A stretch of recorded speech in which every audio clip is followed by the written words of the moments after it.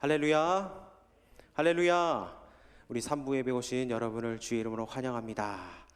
네, 우리가 지지난주에 이제 말씀 축제를, 영성 축제를 또 했습니다. 그때 받은 은혜들을 여러분 계속 기억하시면서 여러분 그 은혜를 가지고 살아가고 또 매일매일 하나님께서 주시는 그 말씀을 가지고 여러분 날마다 인생의 삶에 승리하며 나아가는 저와 여러분 되길 원합니다. 네, 오늘은 이제 전신갑주를 마무리 지으려고 합니다. 우리가 계속해서 5월달부터 해서 전신갑주를 살펴보고 있습니다. 복습 한번 해볼까요? 진리의 허리띠. 진리의 허리띠 하면은 여러분 뭐가 제일 먼저 생각나십니까? 그 허리띠를 찰 때 힘이 생깁니다. 정신도 들고 또 힘도 붙어서 이제는 내가 할 수 있다, 내가 일할 수 있다, 전투를 할 수 있다. 이 허리띠를 조일 때 두려움이 사라지고 나태한 마음도 사라집니다. 그리고 의의 호심경은 우리의 심장을 보호한다고 했습니다. 우리가 새 생명을 얻었고 새 심장을 얻는 것이 그것이 영원토록 우리가 주님 전에 가는 그날까지, 우리 주님 품으로 가는 그날까지 그 심장은 계속 뛴다고 했습니다. 그리고 신발은 우리가 준비한 신발, 또 평안의 복음의 신발인데 이 평안하도록 잘 구비된 신발입니다. 발은 어떻게 해야 된다 했죠? 발은 편해야 된다고 했습니다. 이 편하다는 것은 내 마음이 평안한 상태를 말합니다. 나의 심령이 평안해야 합니다. 이 발이 편하다는 것은 굳게 서 있어서 적이 공격해 와도 밀리거나 요동하지가 않는다는 겁니다. 그리고 결정적으로 이 평안한 발은 복음을 들고 움직이는 신발이라고 했습니다. 그래서 복음을 들고 움직이는 자들의 그 발걸음이 아름답다, 이렇게 우리가 배웠습니다. 그래서 우리는 늘 항상 복음을 증거해야 한다, 우리가 그렇게 배웠습니다. 그래서 내 삶이 평안해지기를 소망하시는 분들은 주님의 복음을 증거해야 될 줄 믿습니다. 믿음의 방패는 이 예수님이 십자가를 통하여 이루어 놓으신 그 완벽한 구원 뒤에 우리를 숨기는 것이라고 했습니다. 그리고 그 믿음의 방패는 성도와 성도를 연합시킨다고 했습니다. 로마 군대의 풍습을 보면 로마 군인이 죽어서 돌아오면은 그 몸방패, 그리고 그 방패 위에 얹어서 온다고 했습니다. 그것이 무엇을 뜻한다고 했습니까? 이 믿음의 방패 위에 놓여온 것은 우리를 영원한 천국으로 인도한다, 그렇게 얘기를 했습니다. 또 구원의 투구, 이 구원의 투구는 우리의 헤드, 우리의 머리 대신 하나님, 우리의 내 삶의 유일하신 하나님, 모든 것이 하나님 중심으로 살아야 한다고 우리가 그렇게 배워왔습니다. 이렇게 6개의 전신갑주를 우리가 살펴보고 있는데 오늘은 이 성령의 검, 곧 하나님의 말씀, 이 말씀의 검에 대해서 오늘 살펴보길 원합니다. 왜 성령의 검, 곧 하나님의 말씀이라고 그렇게 얘기를 하는 겁니까? 이 로마 군인들이 있어서 그 공격 무기는 사실은 검이 아닙니다. 로마 군인에 있어서 가장 중요한 무기는 창입니다. 창. 이 방패하고 창은 우리가 잘 알듯이 한 세트로 움직입니다. 방패로 맞고 창으로 찌르고, 이것이 일률적으로 움직입니다. 이 방패가 열리는 순간 창이 나가게 되고 또 창이 들어오는 순간 방패가 닫히게 되는 겁니다. 이런 반복된 동작을 통해서 싸움이 시작되는 겁니다. 그래서 창은 고대 전투에 있어서 가장 중요한 무기입니다. 전쟁 역사를 보게 되면 여러분 알렉산더 왕 아십니까? 알렉산더 왕은 우리가 알다시피 우리가 사회 시간에 배웠지 않습니까? 이 서방에서 동방까지 정복해온 왕, 그리고 헬레니즘 문화 알죠? 그 왕이 있는데 그 알렉산더 왕의 아버지가 필립 2세라는 지역 왕이었습니다.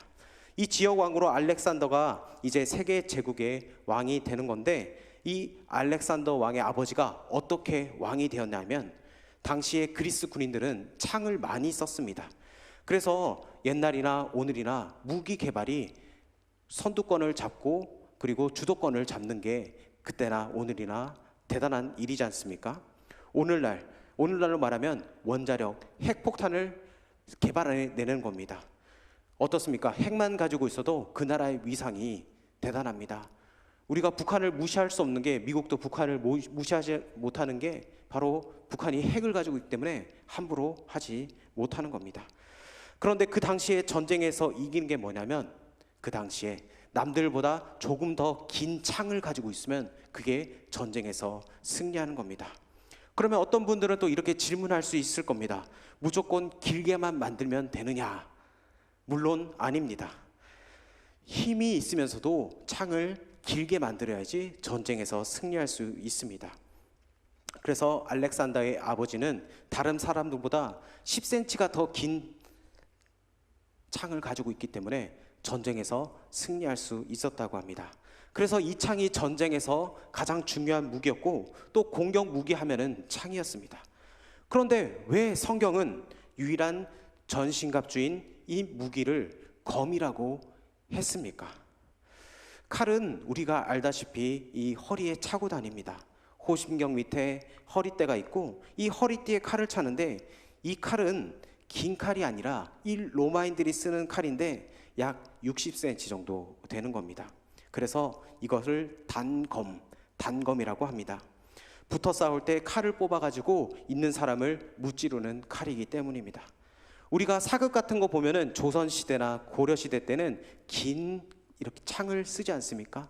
그것보다 작은 60cm 되는 그 검을 썼다는 겁니다. 그러면 왜 이 작은 칼, 검을 말씀에 비유를 했습니까? 왜 말씀의 검을 창 대신에 짧은 칼에 비유를 했습니까? 이 말씀은 창처럼 뚫는 괴력보다 예리하게 쪼개고 그리고 갈고 찌르는 말씀의 모양새가 더 검에 가깝기 때문에 사용했습니다. 그래서 이 창도 찌르고 검도 찌릅니다. 그런데 창은 찌르게 되면은 그게 파괴적이 된다는 겁니다. 창으로 찌르면은 한마디로 훅 간다는 겁니다. 근데 말씀이 우리를 찌른다고 했을 때 창처럼 파괴적으로 찌르지를 않습니다. 말씀은 아주 예리하게 사람을 쪼갭니다. 사람의 아주 깊은 곳까지도 다루고 드러나게 하시고, 그리고 그 부분을 교정시켜 주시고 찌르게도 하신다는 겁니다. 말씀의 예리한 검이 나를 찔러서 주님의 바른 사람이 되기를 우리는 기도해야 한다는 겁니다. 말씀의 예리한 검이 나를 쪼갤 때 때로 아프기도 하고 우리 자신이 창피해지기도 합니다. 그래도 이 말씀의 검이 우리를 쪼갤 수 있게 역사해 달라고 우리는 기도해야 합니다. 히브리서 4장 12절에 이렇게 말씀합니다. 우리 자막을 통해서 한번 살펴보도록 하겠습니다. 시작. 하나님의 말씀은 살아있고 활력 있어 좌우의 날선 어떤 검보다도 예리하여 혼과 영과 및 관절과 골수를 찔러 쪼개기까지 하며 또 마음의 생각과 뜻을 판단하나니. 아멘. 이 예리한 말씀은 살아있고 활력이 있다고 말씀하고 있습니다. 옛날 번역에 보면 운동력이 있다 이렇게 말씀하는데, 하나님의 말씀은 움직이는 역사가 있습니다. 그리고 얼마나 예리하냐면은 좌우의 날선 어떤 검보다도 예리하다고 말씀합니다. 이 좌우의 날선 검은 무엇입니까? 이 검 양쪽에 다 날이 있다는 겁니다. 어떤 검만 보면 한쪽에서만 날이 있는데, 로마 군인이 차고 있는 이 검, 서두에 얘기했던 것처럼 60cm 되는 그 검이 양쪽에 다 날이 있다는 겁니다. 이 로마 군인의 검을 연상하면 됩니다. 그 검의 날은 영적인 부분으로 혼과 영과 및 관절과 골수를 찔러 쪼갠다고 말씀합니다. 여러분, 혼과 영은 보입니까? 보이지 않습니까? 예, 보이지 않습니다.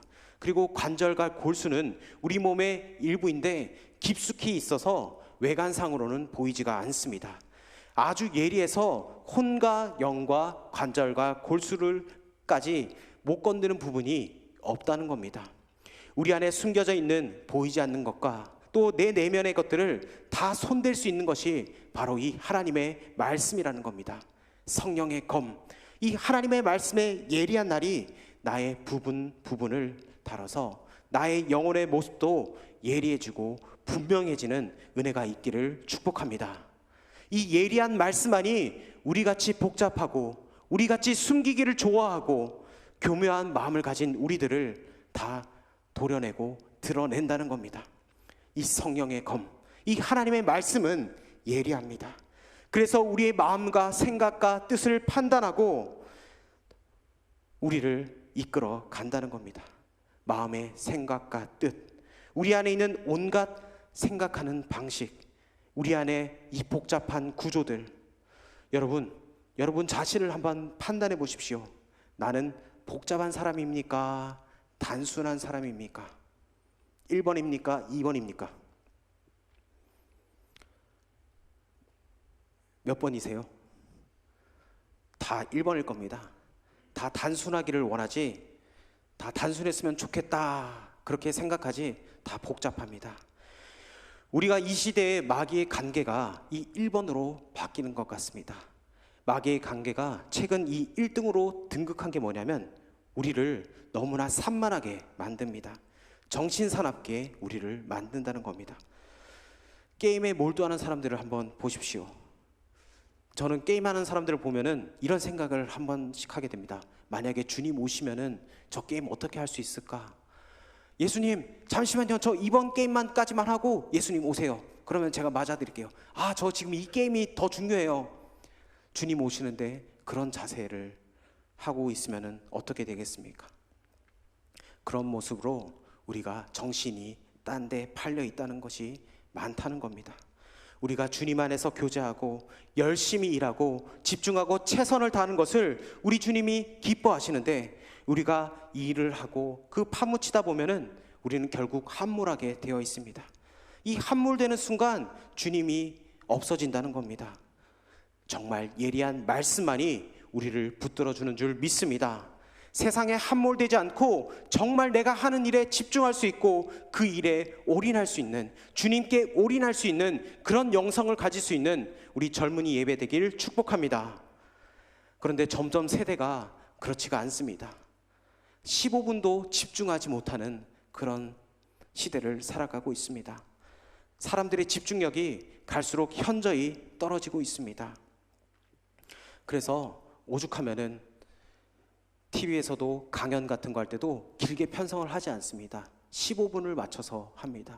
그리고 여러분들 테드를 보시면 10분에서 15분을 넘지를 않습니다. 왜 그렇습니까? 길게 하면은 안 보니까. 여러분, 하나님의 말씀도 그렇습니다. 여러분, 제가 말씀을 한 20분 정도 준비를 하거든요. 20분.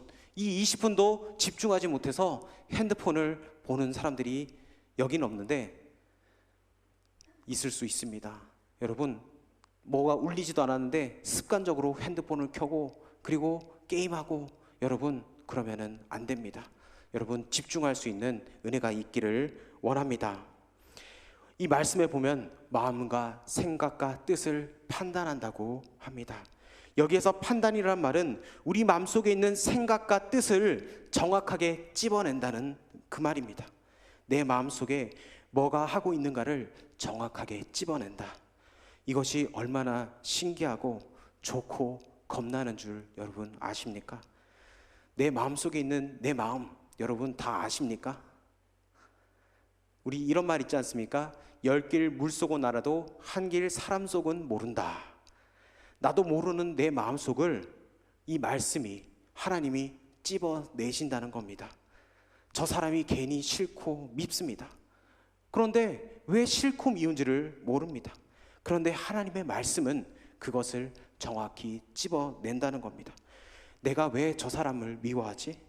이것이 바로 예리한 하나님의 말씀의 역사라는 겁니다. 하나님의 말씀은 각 사람에게 그 사람 자신도 잘 모르는 그 부분을 도려내서 아주 찝어내서 명쾌하게 그것을 잘라내고 조각내 준다는 겁니다. 성령의 검은 무엇입니까?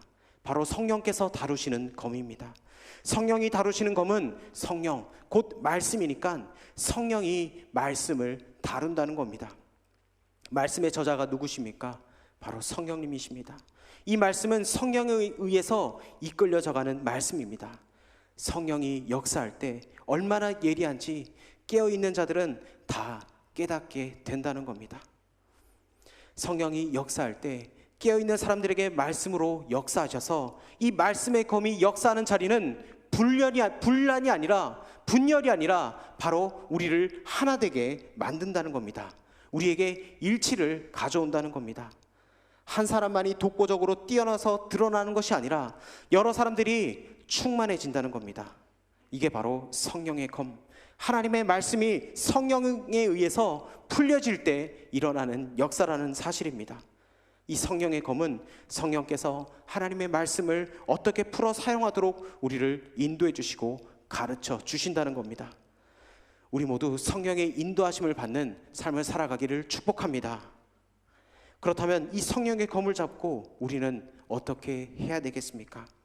이 성령의 검을 쫙 뽑는 순간 마귀들 다 나와라, 내가 성령의 검으로 다 무찔릴 것이다, 이렇게 사용하는 것이 아닙니다. 이런 마음은 성령 충만이 아니라 혈기 충만입니다. 이 충만을 받아서 막 휘두를 수 있습니다. 그런데 이것은 굉장히 위험합니다. 흔히 성령을 소위 받았다는 사람이 검을 막 휘두를 때 사람들을 상처냅니다. 성령의 검은 결코 사람에게 상처를 내지 않습니다. 마귀를 처단하지 사람에게 상처를 주지 않는다는 겁니다. 하나님은 사람을 빚어 만들 때, 우리의 속을 예리하게 쪼개실 때 창으로 쪼개지 않았습니다.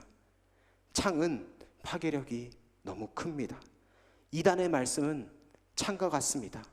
그래서 사람을 어떻게 합니까? 사람을 파괴시킨다는 겁니다. 이단들을 보면 너무나 강하지 않습니까? 이게 좋은 게 아닙니다. 하나님의 말씀은 예리해서 그 사람에 맞게끔, 그 사람의 수준과 상태에 맞게끔 그 사람을 하나하나 쪼개버리는 것이 바로 이 하나님의 말씀인데, 창처럼 부수지 않는다는 겁니다. 성령의 검을 빼서 말씀의 능력을 가졌습니다. 이 성령이 이끄시는 말씀의 검은 아무나 들이대고 흔들지 않는다는 겁니다. 나를 향해서 가장 많이 사용된다는 겁니다. 갈라디아서 2장 20절은 이렇게 고백합니다. 내가 그리스도와 함께 십자가에 못 박혔나니 이제는 내가 사는 것이 아니요 내 안에 그리스도께서 사시는 것이라. 아멘. 내가 그리스도와 함께 십자가에 못 박혔나니, 우리의 정욕을 다 십자가에 못 박기를 원합니다.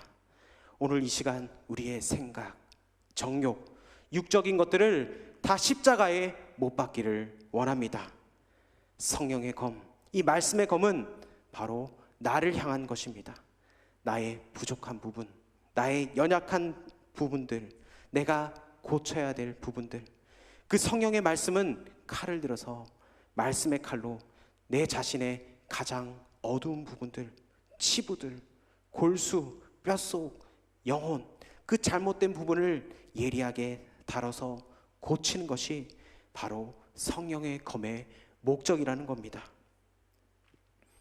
이 성령의 검을 다루는 방법 중에 하나가 오늘 우리 읽었던 말씀에 보면 기도입니다. 그래서 이 기도를 전신갑주의 7번째라고 보는 성경학자들도 있습니다. 18절에 성령 안에서 기도하라. 우리는 이 기도를 7째 갑주에 있어야 이 앞에서 나온 6개 갑주를 하나로 묶어서 전신갑주를 입을 수 있다, 이렇게 이해할 수가 있습니다. 이 7번째 갑주인 기도가 있어야 6개의 갑주가 모여서 완벽한 완전체를 이룰 수 있다는 겁니다. 그래서 기도의 갑주가 우리에게 필요합니다. 여러분, 우리가 우리의 삶의 모든 시간에 여러분 기도로 시작하길 원합니다. 기도하면 우리 하나님께서 반드시 들어주십니다. 하나님의 때에 반드시 응답해 주실 줄 믿습니다. 말씀의 검으로, 성령의 검으로 하나님께서 우리를 다루시는데 여러분 기도하십시오. 기도할 때 그 부분을 명확하게 알 수가 있다는 겁니다. 19절에 우리 이렇게 말씀합니다. 우리 19절을 다시 한 번 더 읽어보도록 하겠습니다. 시작. 또 나를 위하여 구할 것은 내게 말씀을 주사 나로 입을 열어 복음의 비밀을 담대히 알리게 하옵소서 할 것이니. 아멘. 이 기도의 핵심이 나오는데 바로 나에게 말씀을 주사 나로 입을 열어 복음의 비밀을 담대히 알리게 하옵소서. 여러분, 이 기도가 우리의 입술에서 떠나지 않기를 예수님의 이름으로 축복합니다.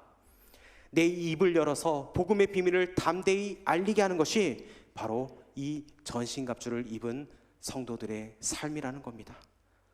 여러분, 복음의 비밀이 무엇입니까? 평안의 복음, 구원에 이르는 복음, 이 믿음, 이 에베소서의 하이라이트는 바로 복음의 비밀입니다. 여러분, 비밀은 무엇입니까? 감추어졌던 것이 드러나는 것이 비밀입니다. 이 복음의 비밀은 하나님의 묘수. 여러분, 묘수라는 말 아십니까? 비밀은 감추어졌던 것이 싹 드러나는 것이고, 묘수는 잘 몰랐는데 막상 보니까 기가 막힌 겁니다. 우와, 이런 거였구나. 이게 바로 묘수입니다. 이 말이 바로 신의 한 수, 더 쉽게 하면은 신의 한 수, 이 하나님의 묘수. 이게 성경 어디에 시작되느냐 하면 창세기에 보면 하나님께서 아브라함에게 독자 이삭을 바치라고 합니다. 그때 아브라함이 순종하니까 하나님께서 무엇을 준비했습니까? 순양을 준비했다는 겁니다. 하나님께서 아브라함에게 내가 이제 네가 나를 경외하는 줄 알았다, 이렇게 함으로써 순양이 준비되어 있고, 그것을 뭐라고 얘기합니까? 여호와 이레. 들어보셨습니까? 여호와 이레. 모든 것을 준비하신 하나님이라는 겁니다. 이 여호와 이레는 하나님이 준비하신 게 안 보이다가 보이는 겁니다. 하나님의 비밀이, 하나님의 묘수가 바로 드러난 것입니다. 이 복음은 하나님의 묘수, 하나님의 비밀인데, 하나님의 비밀이 일어난 게 이 에베소서의 결론에 보니까 뭐냐면은 우리가 생각과 달리 이방인과 유대인이 하나 되었다는 사실입니다.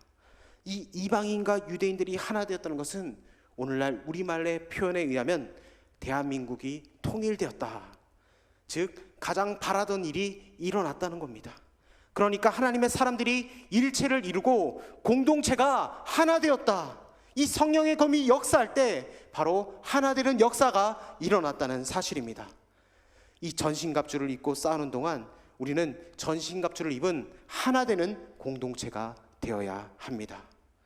우리는 그동안 전신갑주를 살펴봤습니다. 이 전신갑주는 열매로 맺어져야 합니다. 우리가 크게 두 가지로 살펴볼 건데, 우리 가운데 좀 더 의로운 하나님의 백성이 많이 일어나기를 소원합니다. 이 전신갑주를 입었기 때문에 불의를 못 참고 의를 위해서 살아야 합니다. 믿음이 없는 하나님의 백성들이 사라지는 것이 아니라 믿음 있는 백성들이 더 많이 일어나야 될 줄 믿습니다. 그리고 구원받은 영혼들이 더 많이 일어나야 될 줄 믿습니다. 이것이 바로 전신갑주를 입은 백성들의 열매입니다.